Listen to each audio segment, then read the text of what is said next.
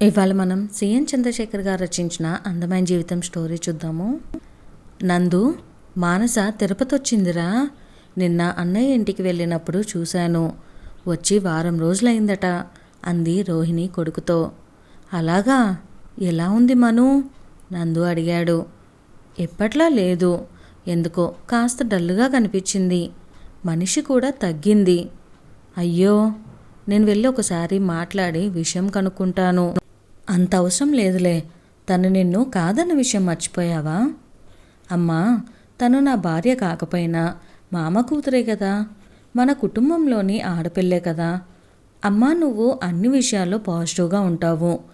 మను విషయంలో మాత్రం వేరేగా ఉంటావేంటి?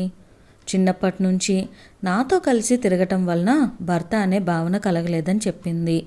ఆ కారణం కరెక్ట్గానే ఉంది కదా. ఉంది, కానీ దానిని నా కోడలు చేసుకోవాలని ఎంతో ఆశపడ్డాన్రా. అవన్నీ ఇప్పుడు ఎందుకమ్మా? తనకి పెళ్ళయింది, నాకు పెళ్ళయింది. అందరం హాయిగా ఉన్నాము, బంధాలు నిలుపుకున్నాము. అవసరమైతే ఒకరికొకరు సహాయపడదాము. శ్యామల కొడుకు వైపు మురిపంగా చూస్తూ, నీకు ఇంత మంచితనం ఎక్కడి నుంచి వచ్చిందిరా అంది. మీ నుంచే అమ్మా.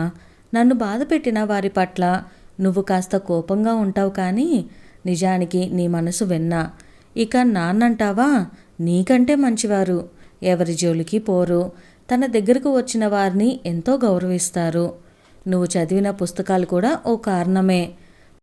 మనుషులు నేర్పని సంస్కారం పుస్తకాలు నేర్పుతాయి.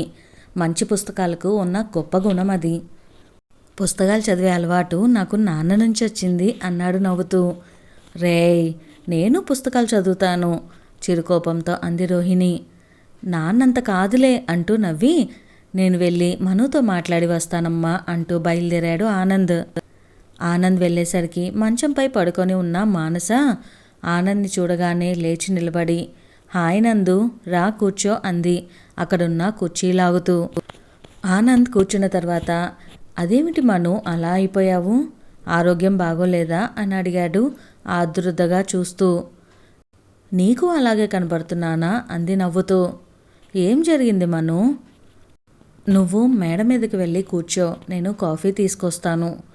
మానసకు తన తల్లి ముందు మాట్లాడటం ఇష్టం లేక తనను మేడపైకి వెళ్ళమని చెప్తుందని అతనికి అర్థమైంది.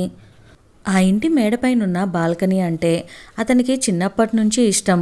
అక్కడ నిలబడి చూస్తే రాములవారి ఆలయ గోపురం, తిరుమల కొండ మీద మెట్లు మార్గం కనిపిస్తాయి. ఆ దృశ్యాలు మనసుకు ఎంతో ఆహ్లాదాన్నిస్తాయి అతనికి. అయితే ఇప్పుడు మాత్రం అతని మనసంతా మానస చెప్పబోయే విషయం మీదే ఉంది. నందు, కాఫీ అన్న మానస పిలుపు విని తల తిప్పి చూశాడు. మానస అతనికి దగ్గరగా నిలబడి ఉంది. థ్యాంక్ యూ అన్నాడు కప్పు అందుకుంటూ. తర్వాత రా, అలా కూర్చొని మాట్లాడుకుందాం అంటూ అక్కడున్న సిమెంట్ బల్ల మీద కూర్చున్నాడు. మానస అతని ఎదురుగా ఉన్న బల్లపైన కూర్చుంది. చెప్పు మను, ఏమైంది? రాజుకు నాకు అభిరుచుల్లో చాలా తేడా ఉంది నందు. అతనితో ఇక ఉండలేను. డివోర్స్కి అప్లై చేయాలనుకుంటున్నాను. నువ్వు ఉండగా వేరే లాయర్ ఎందుకని నీతో మాట్లాడాలనుకున్నాను. ఇంతలో నువ్వే వచ్చావు. అంత తొందర ఎందుకు మను? తొందర? మా పెళ్ళయ్యి సంవత్సరం దాటింది తెలుసా. అతనిలో నీకేం నచ్చలేదో చెప్పు. చాలా ఉన్నాయి. అతనిలో నచ్చిన వాటికంటే నచ్చనివే ఎక్కువ. ఓకే, ముందుగా మనందరికీ అతనిలో నచ్చిన పాయింట్స్ గురించి మాట్లాడదాం, సరేనా? అలాగే అన్నట్లు తలూపింది మానస. అతను అందగాడు, అవునా? మళ్ళీ తలూపింది మానస. చదువుకున్నవాడు, మంచి ఉద్యోగం, మంచి జీతం ఉన్నవాడు, మంచి కుటుంబం నుంచి వచ్చాడు. అవును, ఇవే అతనిలోని పాజిటివ్ అంశాలు. ఇవి చూసే మీ అమ్మా నాన్నలు అతన్ని నీకిచ్చి పెళ్లి చేయాలనుకొని ఉంటారు. ఏ తల్లిదండ్రులైనా తమకు కాబోయే అల్లుడిలో ఈ లక్షణాలే చూస్తారు. అంతేగా, ఇవి చూసే నేను ఒప్పుకున్నాను. అయితే సంవత్సరం కాపురం చేశాక తెలిసింది అతను నాకు సరిజోడు కాదని. సరే, ఇప్పుడు అతని నెగిటివ్ క్వాలిటీస్ గురించి చెప్పు. నన్ను బయటికి తీసుకువెళ్ళడు, నా వంటని మెచ్చుకోడు, ఎంతసేపు పని పని అంటూ ఉంటాడు. నేను మంచి డ్రెస్ వేసుకుంటే బాగుందని చెప్పడు. ఆఫీస్లో నాకు మంచి పేరు వచ్చినా మెచ్చుకోలొచ్చినా ఆ విషయం అతనితో పంచుకుంటే కనీసం సంతోషమని కూడా అనడు. అంతేనా? ఆమె ఆగడం చూసి అడిగాడు ఆనంద్. ఇంకా ఉన్నాయి, గుర్తు రావటం లేదు. సరే, నేను కొన్ని ప్రశ్నలు అడుగుతాను, జవాబివ్వు. అడగమన్నట్లు చూసింది మానస. అతనికి సిగరెట్ మందు తాగటం అలవాటుందా? అస్సలు లేవు. అమ్మాయిల పిచ్చి? లేదు. ఇంటి పనుల్లో నీకు సహాయం చేస్తాడా? వంట పనులు చేయడు. అయితే మిగతా పనంతా అతనే చేస్తాడు. ఆ విషయంలో నాకు కంప్లైంట్స్ లేవు. అతనిలో ఇన్ని మంచి క్వాలిటీస్ ఉంటే కొన్నే ఉన్నాయి అన్నావు. నువ్వెంత అదృష్టవంతురాలువో నీకు అర్థమవుతుందా మను? ఆశ్చర్యంగా చూస్తూ అన్నాడు ఆనంద్. నువ్వు మగాడివి నందు. ఆడదానివై ఉంటే నీకు నా బాధ అర్థమయ్యేది. నిన్ను నేను అర్థం చేసుకున్నాను మను. నువ్వే జీవితాన్ని అర్థం చేసుకోలేదు. మనం కోరుకున్నవన్నీ మనకు దొరకవు. దొరికిన దాంతో రాజీ పడాలి. ముఖ్యంగా ఓపికతో ఉండాలి. కొంతకాలానికి అతనిలో మార్పు రావచ్చు. లేదా నీకే ఇవన్నీ చిన్న చిన్న విషయాలుగా తోచొచ్చు. భవిష్యత్తులో ఈ మాత్రం దానికే విడాకులు తీసుకుందామనుకున్నానే అని నువ్వు నవ్వుకోవచ్చు కూడా. నాకంత ఓపిక లేదు. మా కొలీగ్స్ భర్తల్ని చూస్తుంటే నాకు ఎంత బాధగా ఉంటుందో తెలుసా? వాళ్ళు భార్యను షాపింగ్కి తీసుకువెళ్ళి కోరినవన్నీ కొనివ్వటం, ఊళ్ళు తిప్పటం, 10 మంది ముందు భార్యను పొగడటం చేస్తూ ఉంటారు. నేను అలాంటి అదృష్టానికి నోచుకోలేదు. కళ్ళనీళ్లతో అంది మానస. పక్కన వాళ్ళతో పోల్చుకోవటం వల్లే చాలా సంసారాలు పాడవుతున్నాయి.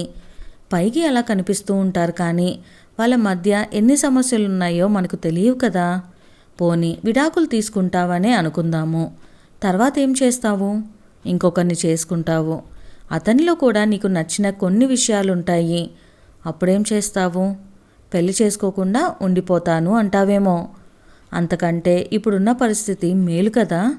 మానస ఆలోచిస్తూ ఉండిపోయింది. అతను తాగుబోతయ్యుండి నిన్ను ఇబ్బంది పెట్టినా, పరాయి స్త్రీలతో తిరుగుతున్నా నేనే నీకు విడాకులు ఇప్పించేవాణ్ణి. నువ్వు చెప్పిన కారణాలు విడాకులు తీసుకునేంత పెద్దవి కావు.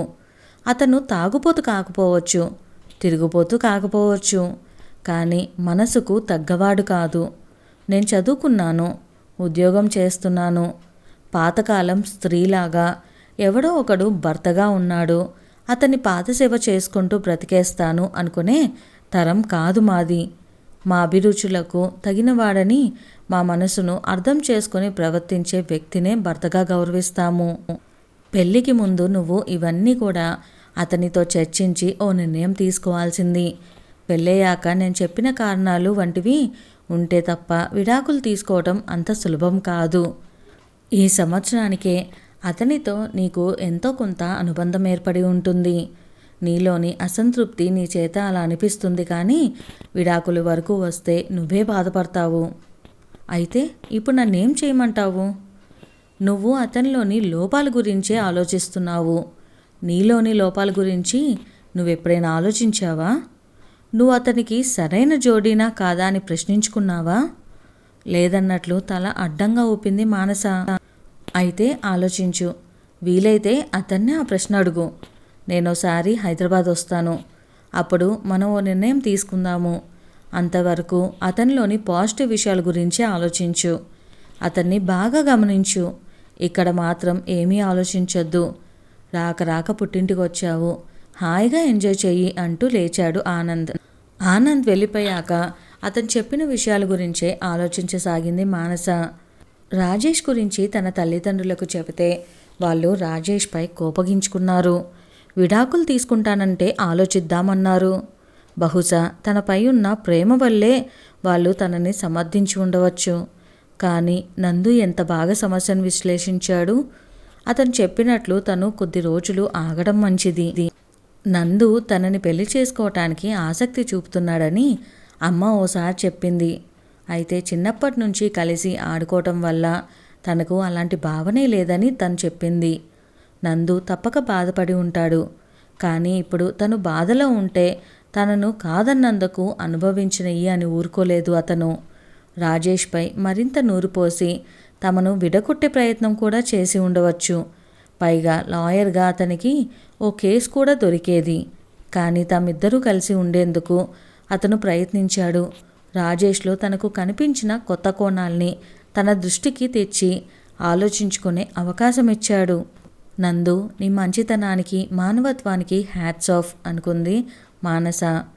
తను ప్రయాణిస్తున్న ట్రైన్ హైదరాబాద్కు దగ్గరవుతుంటే స్టేషన్కి వచ్చి రిసీవ్ చేసుకుంటాడేమో అని ఆశపడింది మానస. అయితే అతను రాలేదు. నిరుత్సాహంగా క్యాబ్ బుక్ చేసుకొని ఇల్లు చేరింది. తలుపు తీసిన రాజేష్ కళ్ళల్లో వెలుగు కనిపించింది ఆమెకు. త్వరగా ఫ్రెష్ అప్ అయ్యి ల్యాప్టాప్ ముందు కూర్చుంది. అతను కాఫీ తయారు చేసి ఆమె చేతికిచ్చాడు. థ్యాంక్ యూ అంటూ ఆనందంగా అందుకుంది. రాజు, కాస్త టిఫిన్ ఆర్డర్ చేస్తారా అని అడిగింది కాఫీ తాగుతూ. నేను ఉప్మా చేశాను అన్నాడు. ఆశ్చర్యంగా అతని వైపు చూసి, మీకు ఉప్మా చేయడం వచ్చా అని అడిగింది. నేను చెన్నైలో పనిచేస్తున్నప్పుడు మా అమ్మ దగ్గర నేర్చుకున్నాను అన్నాడు. తర్వాత ఆలోచిస్తే అతను స్టేషన్కి రాకపోవడంలో న్యాయం ఉందనిపించింది. తనకంటే అతనికి ఆఫీస్ పని ఎక్కువ. తనని రిసీవ్ చేసుకోవాలంటే అతను తొందరగా లేవాలి, అంత దూరం ప్రయాణించాలి, తర్వాత మళ్ళీ తిరుగు ప్రయాణం. అప్పుడే అలసిపోతే రాత్రి 11 వరకు పని ఎలా చేస్తాడు? పైగా ఉదయాన్నే అతనికి కాల్స్ ఉంటాయి. అందుకే అతను స్టేషన్కి రాలేదు. కాల్స్ చూసుకుంటూ కాఫీ టిఫిన్ చేయడం వల్ల తనకు పని తగ్గింది. ఎటు క్యాబ్ బుక్ చేసుకొని తను రాగలదు అనుకుంది. చాలా కాలం తర్వాత ఓ రోజు ఆఫీస్లో అడుగుపెట్టింది మానస. కోవిడ్ నేపథ్యంలో ఇంటి నుంచి ఆఫీస్ పని చేసింది ఇన్నాళ్ళు. ఆ రోజంతా తన కొలీగ్స్తో మాట్లాడుకుంటూ పని చేసుకుంటూ ఆహ్లాదంగా గడిపింది. కోవిడ్ సమయంలో మమ్మల్ని పిలవకుండా పెళ్లి చేసేసుకున్నావు కాబట్టి మాకు పార్టీ ఇవ్వాలి అంది కొలీగ్ మమత. ఇంకా కోవిడ్ పూర్తిగా పోలేదు కదా, నెమ్మదిగా ఇస్తాలే అంటూ అప్పటికి ఆ విషయం దాటేసింది. లంచ్ సమయంలో కొలీగ్స్ మాటల వల్ల వాళ్ళల్లో చాలామంది తమ వైవాహిక జీవితంలో అంత సంతోషంగా లేరని కొద్ది రోజుల్లోనే అర్థమైంది ఆమెకు. సరయు భర్త తాగుబోతూ సంపాదించిన డబ్బంతా తాగుడికే ఖర్చు పెట్టేస్తాడు. మాధవి తన భర్త కేబ్రీ డ్యాన్సర్లు చూడడానికి వెళ్తుంటాడని వాపోయింది. ప్రేమించి పెళ్లి చేసుకున్న లత అత్తమామల ఆరలకు గురవుతుంది. ఆమె భర్త కూడా తన తల్లిదండ్రులకే సపోర్ట్ చేస్తుంటాడు. చాలామంది మగ కొలీగ్స్ భేషజాలకు పోయి తమ ఆదాయం కంటే ఖర్చులు ఎక్కువ చేసి మానసను అప్పు అడగటం ఆమె లేదని చెప్పడం జరుగుతుంది. అలాంటి సందర్భాల్లో ఆమెకు రాజేష్ గుర్తొస్తున్నాడు. రాజు డబ్బు విషయంలో జాగ్రత్తగా ఉంటాడు. దుబారా ఖర్చులు చేయడు. దురలవాట్లు ఎటూ లేవు. భవిష్యత్తు అవసరాల కోసం చక్కటి ప్లానింగ్ చేస్తాడు అనుకుంది. ఓ రోజు మానస గర్భవతి అని తెలిసింది. ఈ వార్త తెలియగానే మానస కంటే ఎక్కువగా రాజేష్ ఆనందించాడు. విషయం తెలిసి తల్లిదండ్రులు ఆమెను చూడటానికి వచ్చారు. అమ్మని ఇక్కడే ఉంచుకుంటాను, ఇంటి పని ఆఫీస్ పని ఈ పరిస్థితుల్లో చూసుకోలేను అంది రాజేష్తో మానస. మీ నాన్నగారు ఇంకా ఉద్యోగంలోనే ఉన్నారు. ఆయన ఇక్కడ ఎక్కువ రోజులు ఉండలేరు. ఈ వయసులో ఆయన అక్కడ ఒంటరిగా ఎలా ఉంటారు? హోటల్లో తింటే ఆయన ఆరోగ్యం పాడవదా? మీ అమ్మగారికి ఇక్కడ శ్రమ ఎక్కువ అవుతుంది. డెలివరీకి 3 నెలల ముందు రమ్మని చెప్దాము. అంతవరకు నీకేం సహాయం కావాలన్నా నన్ను అడుగు అన్నాడు రాజేష్. తన తల్లిదండ్రుల పట్ల అతని కన్సర్న్ చూసి ఆశ్చర్యపోయింది మానస. అన్నట్లే మానసను చాలా బాగా చూసుకున్నాడు రాజేష్. డాక్టర్ దగ్గరకు చెకప్కి తీసుకువెళ్ళటం, మందులు పండ్లు తెచ్చివ్వటం చేసేవాడు. పండ్లు కోసి ముక్కలు చేసి ఇవ్వటం, జ్యూస్ చేసి ఇవ్వటం వంటివి తానే చేసేవాడు. అతను మాటలతో ఎప్పుడూ చెప్పలేదు కానీ తనంటే అతనికి చాలా ఇష్టమని అతని చేష్టల ద్వారా ఈ కొద్ది రోజుల్లో అర్థమైంది ఆమెకు. ఆ విషయం తల్లికి ఫోన్ చేసి చెప్పి ఆమెతో తన ఆనందం పంచుకుంది. కొంతమంది మగవాళ్ళు తరచూ భార్యతో తమ ప్రేమని వ్యక్తం చేస్తుంటారు. కొంతమంది సందర్భం వచ్చినప్పుడు తమ ప్రేమను వ్యక్తీకరిస్తారు. మరికొంతమంది తమ చర్యల ద్వారానే తమ ప్రేమను తెలుపుతారు. అది గుర్తించే మనసు భార్యకుండాలి అంది ఆమె తల్లి సుమతి. ఓ రోజు బయటికి వెళ్దామని రాజేష్ అంటే మానస ఉత్సాహంగా బయలుదేరింది. ఓ పేరున్న కంపెనీ కడుతున్న అపార్ట్మెంట్ దగ్గరికి తీసుకెళ్ళి మోడల్ హౌస్ చూపించి ఆమెకు నచ్చితే కొందామని చెప్పాడు. కొద్ది రోజులు ఆలోచించి కొందామని ఇద్దరూ నిర్ణయించుకొని వెళ్ళి అడ్వాన్స్ కట్టారు. ఆ ఇంటిని తన పేరు మీద కొంటున్నాడని తెలిసి వారించబోతే రాజేష్ వినలేదు. మరుసటి రోజు మిమ్మల్ని ఓ మాట అడుగుతాను, నిజాయితీగా జవాబు చెప్పాలి అంది మానస రాజేష్తో. అడుగు, ఆశ్చర్యంగా ఆమె వైపు చూస్తూ అన్నాడు. నేను మీకు భార్యగా తగిన దానిని అని మీరు భావిస్తున్నారా? నాకు ఇంతవరకు అటువంటి ఆలోచనే రాలేదు. నాకు వివాహ వ్యవస్థ మీద గౌరవం ఉంది. ఒకసారి పెళ్ళి అంతా జరిగాక ఎదుటి మనిషిలోని లోపాల్ని వెతక్కూడదు. రోజు రోజుకు ప్రేమను పెంచుకుంటూ పోవాలి. లోపాల్ని వెతుక్కుంటూ పోతే ఇప్పుడు నువ్వు అడిగిన ప్రశ్న రోజు మనసులో మెదులుతూనే ఉంటుంది. మెల్లగా అసంతృప్తికి బీజం పడుతుంది.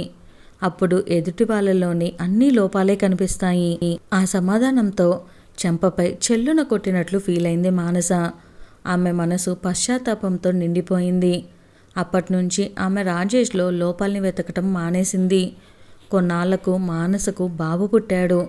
మానస బాబు ఆలనా పాలనతో పడిపోయింది. మెటర్నిటీ లీవ్ అయ్యాక కూడా ఇంట్లో నుంచి పని చేయటానికి కంపెనీ అనుమతించటంతో బాబుని చూసుకోవటం సులువైంది. ఓ ఆదివారం మానస స్నేహితురాలు సౌజన్య మానస ఇంటికి వచ్చింది. మాటల్లో విశాల్ ఈ మధ్య బాగా మారిపోయాడు మను. ఇంట్లో ఒక్క పని ముట్టుకోవటం లేదు. ఇంట్లో ఉన్నంతసేపు టీవీ చూడటం లేదా సెల్ చూడటం. బిడ్డ ఏడుస్తున్నా కింద పడిపోతున్నా పట్టించుకోడు. ఉద్యోగం చేస్తూ ఇంట్లో అన్ని పనులు చేసుకోవటం నా వల్ల కావటం లేదు. ఉద్యోగం వదిలేయటం అంత సులువు కాదు. అంత జీతం ఎలా వదులుకోను? వదిలేస్తే మళ్ళీ ప్రతి అవసరానికి అతన్ని అడుక్కుంటూ ఉండాలి అంటూ భర్త గురించి చెప్పి కళ్ళనీళ్లు పెట్టుకుంది సౌజన్య. స్నేహితురాలి పరిస్థితిని చూసి జాలిపడింది మానస. ఆ పరిస్థితి తనకు లేనందుకు సంతోషించింది. సౌజన్యకు ధైర్యం చెప్పి ఓదార్చింది.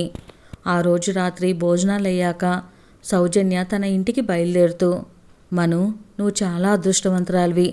రాజేష్ నిన్ను ఎంత బాగా చూసుకుంటున్నాడో ఈ ఒక్కరోజులోనే నాకు అర్థమైంది. ఎన్ని పనులు చేస్తున్నాడు. ముఖ్యంగా చిన్నపిల్లల పనులంటే కొంతమంది మగవాళ్ళు విసుక్కుంటారు. రాజేష్ ఓపికగా బాబు పనులన్నీ కూడా చేస్తున్నాడు. నాకు చాలా సంతోషంగా ఉంది అంది. అవును అన్నట్లు తలూపింది మానస. బాబుకి 2 ఏళ్ళు దాటాయి. వాణ్ణి ఎంతసేపు ఇంట్లోనే ఉంచుకుంటే వాడికి బయట ప్రపంచం ఎలా తెలుస్తుంది? మనం ఎక్కడికైనా వెళ్దామంది మానస రాజేష్తో ఓ రోజు. రాజేష్ వెంటనే ఒప్పుకున్నాడు. అప్పటినుంచి 6 నెలలకు ఒకసారి టూర్లు వెళ్తున్నారు. కొన్ని నెలల తర్వాత కొత్త ఇంట్లోకి గృహప్రవేశం చేశారు మానస రాజేష్లు. నేను 45 ఏళ్ళున్నప్పుడు ఇల్లు కట్టాను. నువ్వు 30 ఏళ్ళకే ఇంటి ఓనర్ అయ్యావు. నాకు చాలా సంతోషంగా ఉంది అన్నాడు మానస తండ్రి భాస్కర్. మీకు ఉమ్మడి కుటుంబం బాధ్యతలు ఉండేవి కదా నాన్న. మాకు బాధ్యతలు ఇరువైపులా లేవు.